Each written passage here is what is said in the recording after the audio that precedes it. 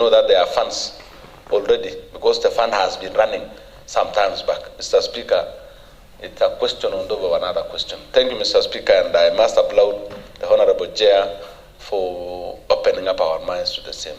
Thank you. Okay, thank you, Honorable Member. We allow Honorable Josephat Kirui to react. Well, thank you very much, Mr. Speaker, for this opportunity. I want to thank the Chair and the committee at large for the work they've done, the research they've conducted, and the elaborate report on the issue that I brought before this House. Mr. Speaker, for the very first time, this is a well responded question, and the committee understood the assignment, Mr. Speaker, I must say that. And maybe from the onset, may I correct what the Chair on Agriculture and Cooperatives has stated, that we have the monies in the accounts.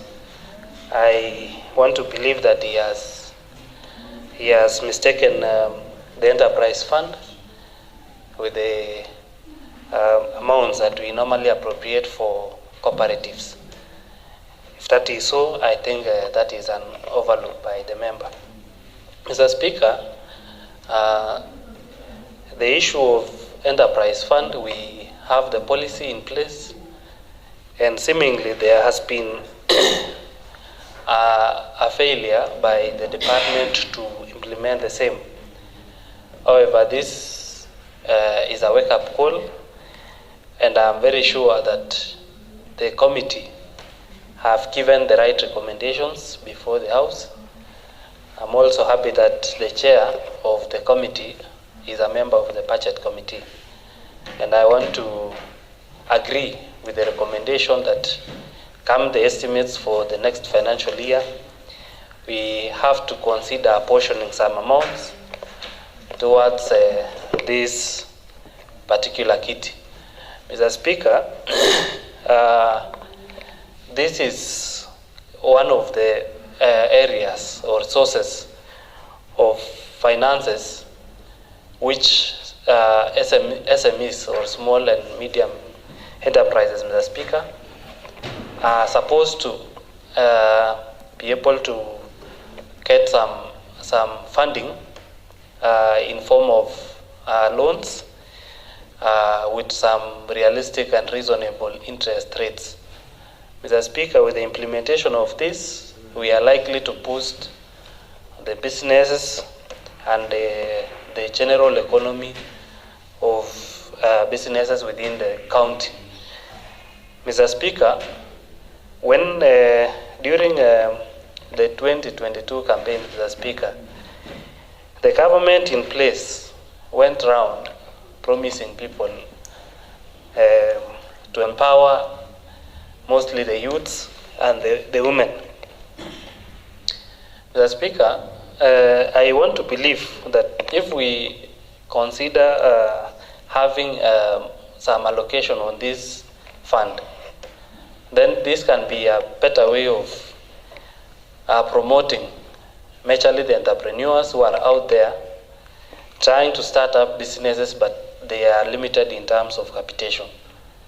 Mr. Speaker, I want to urge this House that let us consider supporting majorly the SMEs so that we promote businesses across the county, and in return we shall be having better revenue for the county as well, and we shall have empowered the better population. In a question of who are the target group, which my colleague has raised, we have individuals who are conversant with this policy, and really, Mr. Speaker, that is how I came up to raise this question. There are individuals, there are small groups which have been formed across the county, but they are limited in terms of capacity because there are no funds. So having this will be a noble idea, and when an individual is given a loan of, Mr. Speaker, say even 200,000, that is enough startup loan to start up small businesses which may end up growing and becoming bigger businesses. Mr. Speaker, I don't want to dwell so much on it. Once again, I must thank the committee, and let us look forward to having an appropriation or an allocation to this fund come the next, come the budgetary estimates. Mr. Speaker, thank you for this opportunity. Honorable Ernest. Thank you very much, Mr. Speaker, for this opportunity. I wish to also join hands with the seeker of the statement, Honorable Josephat. And also, Mr. Speaker, first is to thank the committee for the very elaborate response that they have given concerning the issues raised around the County Enterprise Fund.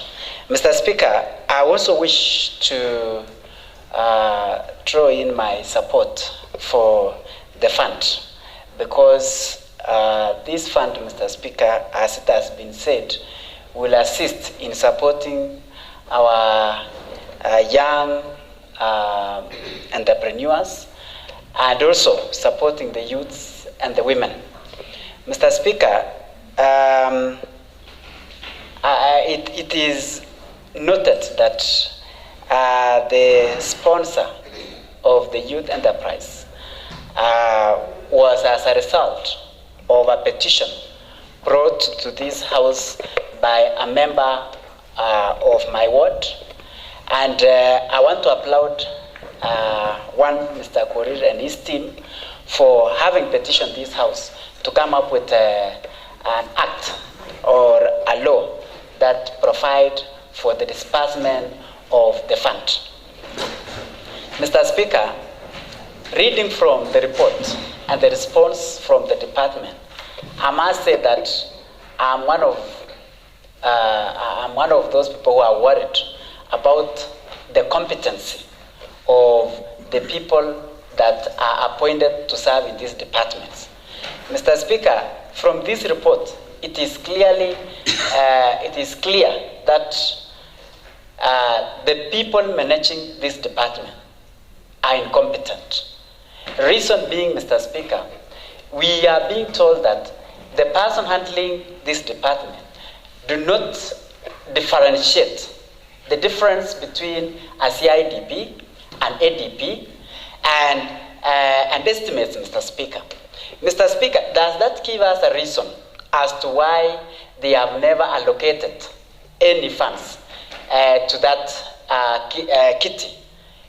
Could it be because the person in charge of this department do not understand that CIDP is just a 5-year program, but he or she needs to allocate funds that are actualized in a budget, Mr. Speaker? Does it mean that the person running this department is incompetent?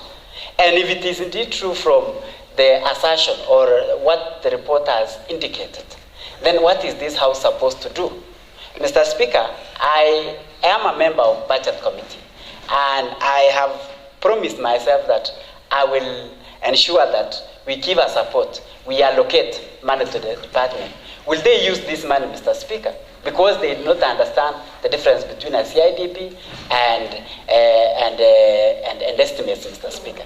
Now, the chair, I want to challenge the chair because I don't want to ask for more clarification. I want to challenge the chair to invite the CEC in charge of that department, Mr. so that he or she can shed more light whether the CEO understands his or her work. Because I'm a worried person. Even if we allocate, Mr. Speaker, this is a kit that has been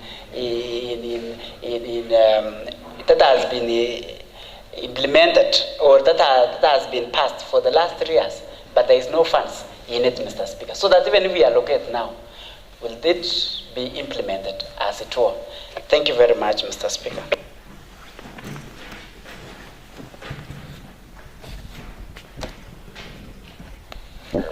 Okay, thank you.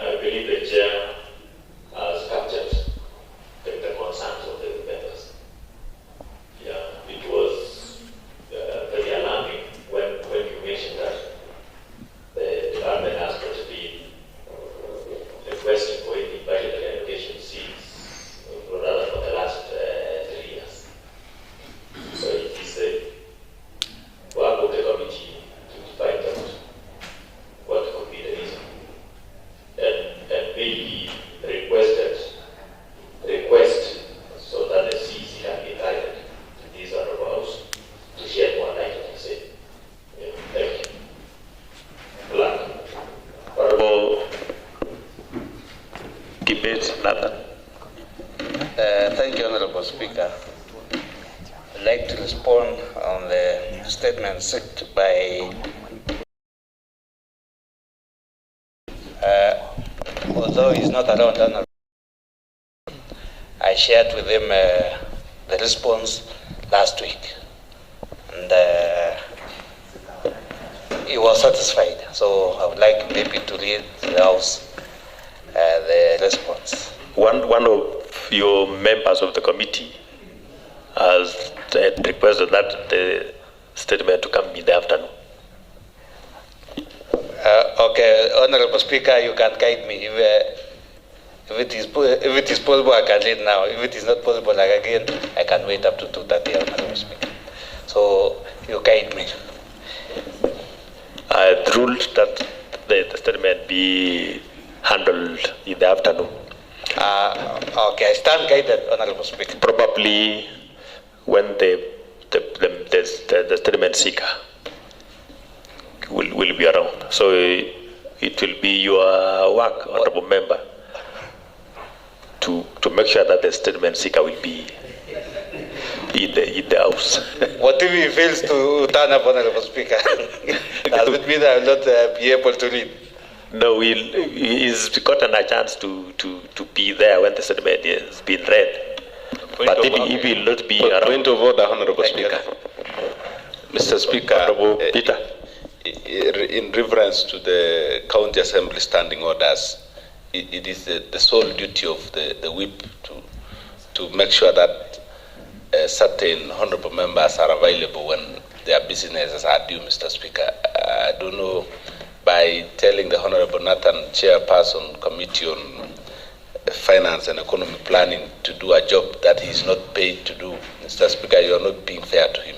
So I think the whip and his deputy can do it better. And unfortunately, the person missing is the deputy whip. So, Mr. Speaker, should he fail to appear in the afternoon, we will seek your permission to continue in giving the statement, Mr. Speaker. Yeah, if he will not be there in the afternoon, the statement will be answered. But the work of the whip actually is to make sure that the members are within the chambers. So I withdraw the statement that Honorable Nathan being the one to make sure that the Honorable Victor will be around. We hopefully he'll be able to follow what the processing of this morning and make sure that he appear in the afternoon. Yeah, thank you. Clerk. Order number 8, motion.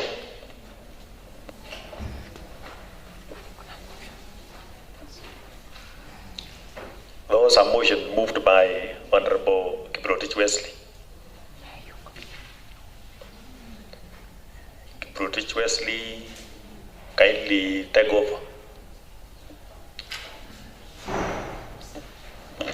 Honorable Speaker, Honorable Kiprotich is not around. I think maybe he was not informed that his motion will be today. It was supposed to be yesterday, Honorable Speaker.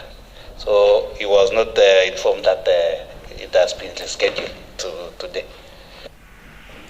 How did you know that he was not informed? Honorable Member? Yes, we had talked in the morning, Honorable Speaker, while I was on my way. So it means you're also able to you're also able to talk to Honorable Victor. But we'll Point of order, Mr. Speaker. Honorable Ernest. I think the Chair of Finance is in order to report that Honorable Member is absent in the House. But I've just seen that he posted that he is with his doctor, Mr. Speaker. So maybe I've just seen in our WhatsApp group. Maybe we can allow him time so that he can come and move the motion. Thank you. Thank you. The table office will communicate with them and make sure that he be given convenient time to move his motion. Thank you, Clerk. Adjournment. This sitting is adjourned to 2:30 today.